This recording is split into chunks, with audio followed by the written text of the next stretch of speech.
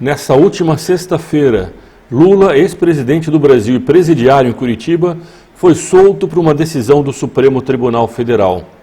Ele sabia que seria solto, isso nós vamos ver aqui por matérias que foram publicadas. Mas o mais importante são duas outras questões que nós vamos tratar nesse vídeo. Qual é a tática da esquerda em função do que aconteceu agora com a soltura do ex-presidente Lula e qual é a relação disso com as badernas que estão ocorrendo em toda a América Latina. Da Venezuela, com aquele ditador chamado Maduro, que em nome da democracia, como fazem, aliás, e como fizeram os comunistas ao longo da história, sempre usando a democracia para justificar as piores tiranias, ele que consegue com isso, com o regime de força, com uma eleição contestada, com a perseguição à oposição se manter no poder, até o Chile, com essas manifestações que estão ocorrendo, de pessoas que também se auto-intitulam democráticas e colocam fogo em prédios, profanam igrejas, como nós veremos aqui nesse vídeo, todas essas manifestações ocorreram ao mesmo tempo em que o Lula foi liberto. Há algum motivo para essa, entre aspas, coincidência? Essas são as questões de hoje. Este é o canal do Instituto Plínio Correia de Oliveira. Meu nome é Frederico Viotti. Se você gostar desse vídeo, é importante que compartilhe entre seus amigos. É a única maneira que nós temos de difundir essas ideias. Assine esse canal e ative o sininho também, que está logo aqui embaixo, para poder receber as novas publicações. Todos os dias, praticamente todos os dias, um novo vídeo com informações, com denúncias tem sido publicado. Um primeiro ponto é que Lula não foi inocentado, ele continua culpado em duas instâncias, ele foi considerado culpado e condenado pelo caso do triplex, numa praia do Brasil. Não nos interessa entrar nos detalhes da condenação, mas sim no fato de que a Justiça fez um processo longo, investigativo, através da polícia, do Ministério Público, e chegou à conclusão que ele era culpado. Essa sentença foi confirmada pelos desembargadores, que também julgaram o mesmo caso, por unanimidade, de maneira que essa decisão de soltá-lo não significa que ele seja inocente. Ele é um réu culpado pela Justiça. E um réu que sabia que seria solto. Vejam essa notícia que foi publicada pelo UOL no dia 7 de novembro. Olha o que diz a notícia. O ex-presidente conversou sobre seus planos para a etapa fora da Superintendência da Polícia Federal, em Curitiba, onde está desde abril de 2018, na visita que recebeu nesta tarde. Esse é o local onde ele estava preso e, entretanto, recebia visitas de personalidades do Brasil e do mundo. Ele recebeu a presidente do PT, Gleisi Hoffmann, o presidente do Instituto Lula, Paulo Okamoto, e o coordenador nacional do MST, João Paulo Rodrigues. Tire essa foto, porque vai ser a última aqui, disse Gleisi ao deixar a Polícia Federal por volta das 18 horas. Há fotógrafos que registraram sua visita. Naquela hora, vejam o que diz a matéria do UOL, naquela hora o Supremo ainda julgava a legalidade das prisões em segunda instância, mas os aliados de Lula já mostravam confiança no resultado positivo para o ex-presidente. Está escrito aqui, antes da decisão do Supremo. Ele, Lula, disse: avise lá os sem terras que eu vou sair mais à esquerda que entrei, vou sair fazendo luta, relatou o coordenador do MST. Ele, Lula, disse que ao sair quer preparar um grande pronunciamento à nação e discutir os desafios que o Brasil enfrenta. Falou muito da grande luta contra o neoliberalismo. A matéria, aliás, tem o título Lula diz que deixa a prisão mais à esquerda. Esse era o jogo que a esquerda já fez uma vez quando o Lula foi eleito. Era o fantasma do comunismo que depois era moderado por um discurso que dizia que ele não tinha ódio no coração, que ele só tinha amor. Era o Lulinha, paz e amor. Trata-se do famoso binômio medo e simpatia que já nós explicamos. Mas ele então, saindo, antes de sair, já dizia que viria mais à esquerda.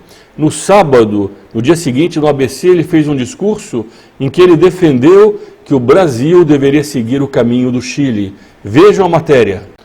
Lula diz que é preciso imitar o Chile, atacar e não apenas se defender.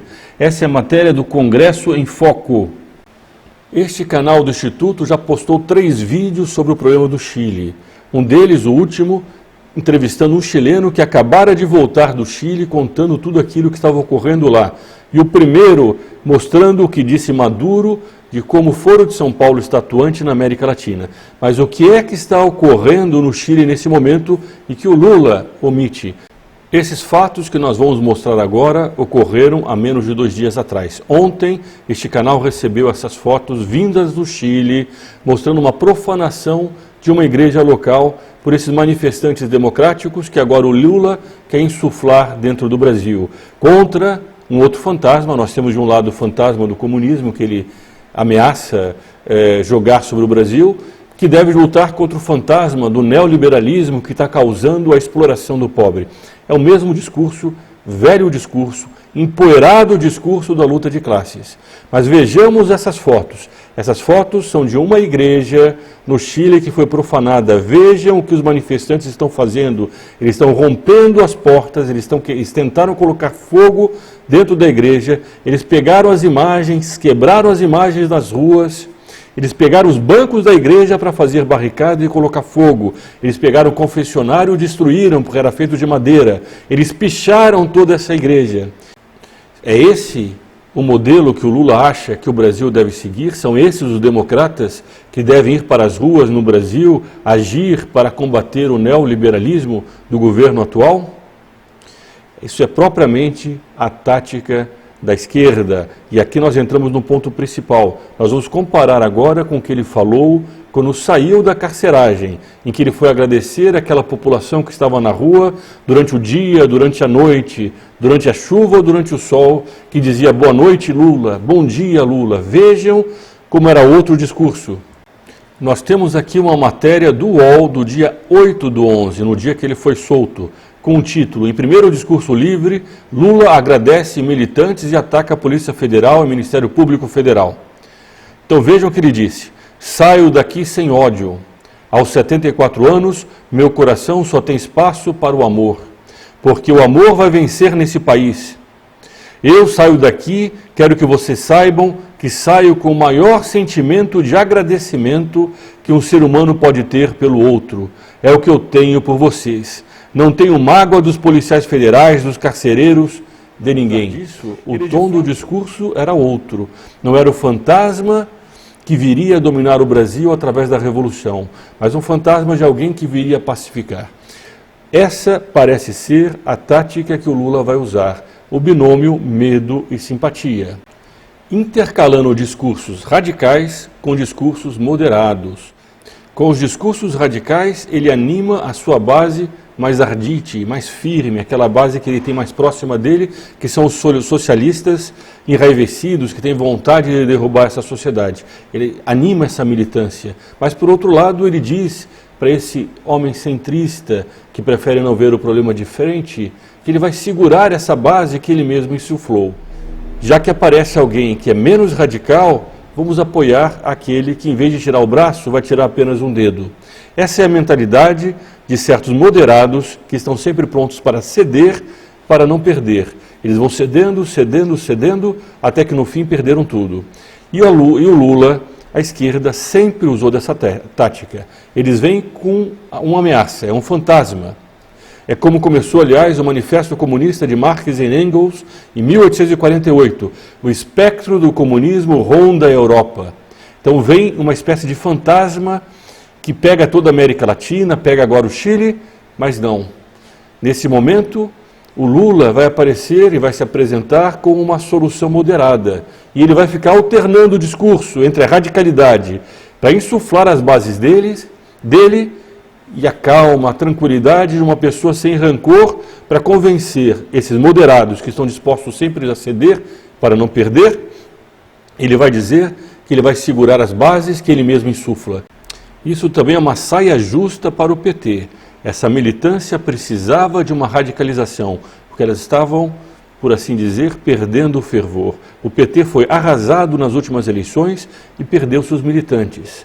Era preciso tentar afervorá-los. E o Lula era a pessoa que, solta, libertada como foi de uma prisão, que ele disse que foi política injusta, poderia tentar novamente dar um novo ânimo a essas bases. O problema é que quanto mais ele radicaliza, mais ele assusta o centrista. E esse é o dilema e que explica essa alternância de discurso que nós já vimos que ocorreram nesses dias e que tudo indica continuará a ocorrer. É o binômio medo e simpatia. Mas o Brasil mudou e mudou muito desde as últimas eleições do ex-presidente Lula e da ex-presidente Dilma Rousseff. Antes de tratar sobre essa reação brasileira, que muda completamente o panorama e mostra que, no fundo, esse binômio tem muito pouca chance de funcionar agora no Brasil, é preciso tratar de outro assunto. Lula está querendo se tornar um ponto de referência para toda a esquerda latino-americana, senão mundial.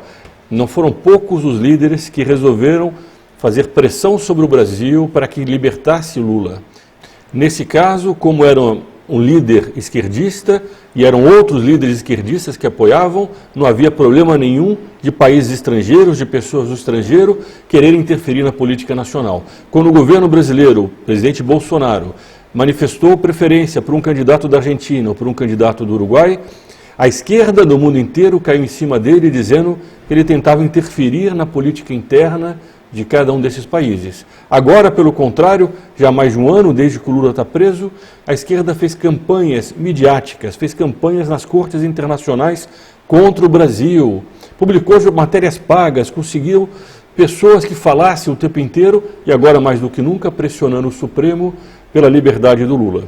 E depois que o Lula foi preso, naturalmente, Cuba, Venezuela, Argentina, com esse novo governo, todos eles resolveram se manifestar pela liberdade, a favor da liberdade desse homem que foi condenado por corrupção por 2 instâncias no Brasil. Vejamos o que eles disseram. Primeiro, Cuba. O povo de Cuba celebra a liberdade de Lula após 580 dias de injusta prisão. Injusta prisão, algo disso sendo dito por Cuba, cinicamente, que tem prisões políticas até hoje. Armando Valladares, o livro dele pode ser encontrado na internet, passou décadas presos nas masmorras cubanas, contando o que era aquela prisão. As pessoas não têm ideia da barbaridade que é uma prisão cubana, e é uma prisão política. E agora chega Cuba chamando de injusta prisão uma pessoa condenada no Brasil por 2 instâncias. Depois, os líderes da esquerda na América Latina, o presidente eleito da Argentina, Alberto Fernandes, a Cristina Kirchner, aquele ex-candidato Bernie Sanders, pré-candidato dos Estados Unidos, do Partido Democrata nos Estados Unidos, o paraguaio Fernando Lugo, toda a esquerda, depois a mídia estrangeira, todos eles comemorando que essa espécie de líder latino-americano da esquerda foi solto por uma decisão de um tribunal superior, pelo Supremo Tribunal do Brasil. Mas, e aqui entra um ponto que também é muito importante, o Brasil mudou. Quando as pessoas foram à rua pedir o impeachment da presidente Dilma, algo profundo ocorreu na opinião pública do Brasil. A esquerda tem tentado quebrar essa reação, seja através dessa tal de vaza-jato, que criou escândalos contra o ex-juiz Sérgio Moro, atual ministro da Justiça, seja através de tentar vincular o presidente Bolsonaro a assassinatos e coisas desse tipo. A imprensa também produziu esses escândalos e repercutiu essa voz da esquerda de uma forma completamente sensacionalista. Apesar disso, apesar dessa tentativa de silenciar a reação conservadora, aquele mesmo público que foi às ruas bradando "Eu quero o meu Brasil de volta" e que a minha bandeira jamais será vermelha, esse mesmo público continua atento e mobilizado. Se a esquerda radicalizar, é muito provável que o Brasil reaja.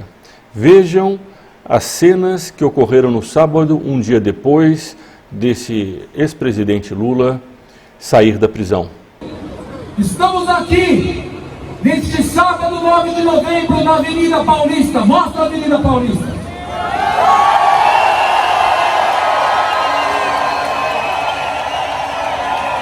Esse público que está na rua não tem receio de enfrentar a esquerda em alto e bom som, dizendo novamente: "Eu quero o meu Brasil de volta, e a nossa bandeira, que é verde e amarela, jamais será vermelha." Na medida que essa tática da esquerda for desmascarada, esse binômio medo e simpatia, que tudo indica que será usado agora pelo PT, que se de binômio for desmascarado diante da opinião pública, o PT não terá chances. E nós podemos esperar com um certo grau de certeza de que o Brasil não se deixará envolver da mesma forma como se deixou anteriormente por essa espécie de conto da sereia, de que o PT agora seria um partido paz e amor. O Brasil é um país cristão, é um país, na sua grande maioria, católico, é um país conservador. O PT só foi eleito porque se camuflou de moderado. E com isso conseguiu enganar uma série de centristas que achavam que com isso, votando no Lula, evitariam badernas no Brasil. Eles vão tentar a mesma tática, mas eles não vão conseguir. Na medida em que o Brasil for alertado para essa tática da esquerda. Se você gostou desse vídeo, compartilhe entre seus amigos, façam com que essas informações cheguem ao maior número de pessoas possível. Assine o canal, ative o sininho e colabore com as atividades do Instituto Plínio Corrêa de Oliveira. Nós precisamos nos articular. Esse é o objetivo desse canal. Viva Cristo Rei e sua Mãe Maria Santíssima.